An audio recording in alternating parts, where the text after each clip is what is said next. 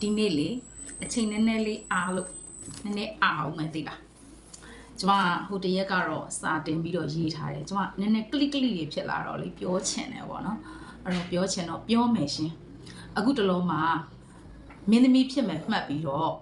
Academy Idol နေနဲ့ line မော်တင်လိုက်တာတခါရဘီလိန်တန်းဖြစ်သွားတယ်လှိုင်သားယာကအမာကြီးရဲ့နောက်တော့တရုတ်ဆောင်ချက်ပြီးပြင်နဲ့ကိုတရုတ်ဆောင်သွားနိုင်တဲ့စောရတစ်ဖြစ်လဲ NDG ရဲ့တပြိုင်နက်တည်းမှာ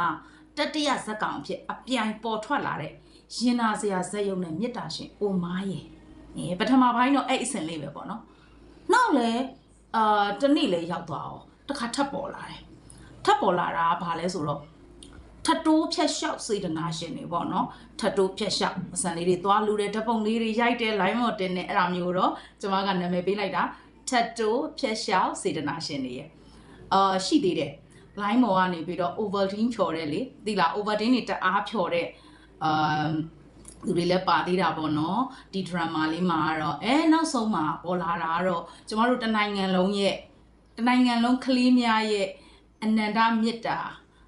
စေတနာရှင်เนาะအနန္တမြတ်တာစေတနာရှင်အနန္တမိခင်ကြီးပေါ့เนาะအနန္တမိခင်ကြီးပဲပါဝင်လာတာပြီးလည်းပြီးရောတခါမပြီးသေးဘူးဒီဇလန်ဒီမှာလည်းမရက်သေးဘူးတခါဘာထက်တိုးလာလဲဆိုတော့ကလေးတယောက်ရဲ့အခွင့်အရေးနဲ့ပတ်သက်တာဥပဒေကိုချိုးဖောက်တာလူအခွင့်အရေးကိုဘယ်လိုချိုးဖောက်တာဆိုတော့တခါတည်းလူအခွင့်အရေးကလေးအခွင့်အရေးပေါ့နော်ကလေးအခွင့်အရေးလူအခွင့်အရေးဘာ right တွေညာ right တွေနဲ့ဟုတ်လားအဲ့တော့အဲ့ဒီလိုမျိုးဗတ်ပေါင်းဆောင်ကအခွင့်အရေးကိုတောင်းဆိုလာကြတဲ့နားလည်နေတဲ့တိကျနေတဲ့တကယ်ဟိုစေတနာရှင်လူသိလူတက်ကြီးတွေဆိုတော့ဒါဒီရိုးရိုးကိစ္စမဟုတ်တော့ဘူးဟုတ်လားဒီလောက်တနိုင်ငံလုံးအုပ်အော်တောင်းနေဖြစ်သွားတော့ဒါနိုင်ငံတော်နဲ့ချီတဲ့ကိစ္စဖြစ်သွားပြီဟုတ်လားဒါမဲ့တစ်ဖက်မှာတော့အဲ့ဒီထက်ဆိုးသွားတဲ့အနိုင်ကျင့်မှုတွေအသက်ခံရမှုတွေကလေးတွေလူကြီးတွေလူငယ်တွေအားလုံးအများကြီးပဲဖြစ်နေတာတခွန်းမှအသက်မထွက်ဘူးเนาะဒီကိစ္စကြတော့ဒီလောက်ကြီးတာပေါ်ကြီးဟစ်ကျဖြစ်နေပြီးတော့ကျမတို့နိုင်ငံမှာလေဒီထက်ဆိုးရတဲ့အနိုင်ကျင့်ခံရမှုတွေစော်ကားခံရမှုတွေเนาะလူမျိုးတုံးလောက်နီးတရွာလုံးအသက်ခံနေရတဲ့အမှုတွေမီးရှို့ခံနေရတဲ့အမှုတွေတရားမှထွက်မလာတာဩစရာကောင်းမနေဘူးလားအဲ့တော့ဘလို့စေတနာမျိုးတွေလဲပေါ့နော်အဲ့ဒီအခွင့်အရေးဘောင်းဆောင်ကိုတောင်းဆိုနေကြတဲ့ဆရကကြီးများပေါ့နော်ကဲနည်းနည်းတော့ရိုင်းမယ်ရှင်နော်အဲ့တော့အဲ့ဒီဆရာကြီးဆရာမကြီးများ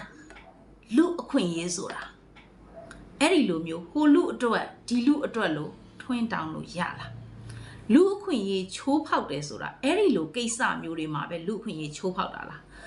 အရှိမကျမပြောသွားခဲ့တဲ့အနိုင်ကျင့်ခံရမှုတွေအသက်ခံရမှုတွေရက်ဆက်လူမဆန်အောင်เนาะတပ်ဖြတ်ခံနေရတယ်မီးရှို့ခံနေရတဲ့အမှုတွေကြတော့ဘာဖြစ်လို့ရှင်တို့လူအခွင့်အရေးကိုမတောင်းဆိုကြတာလဲဘာလို့လူအခွင့်အရေးချိုးဖောက်တယ်လို့တခွန်းမှမဟာရဲကြရတာလဲဘာလို့မဟာတာလဲ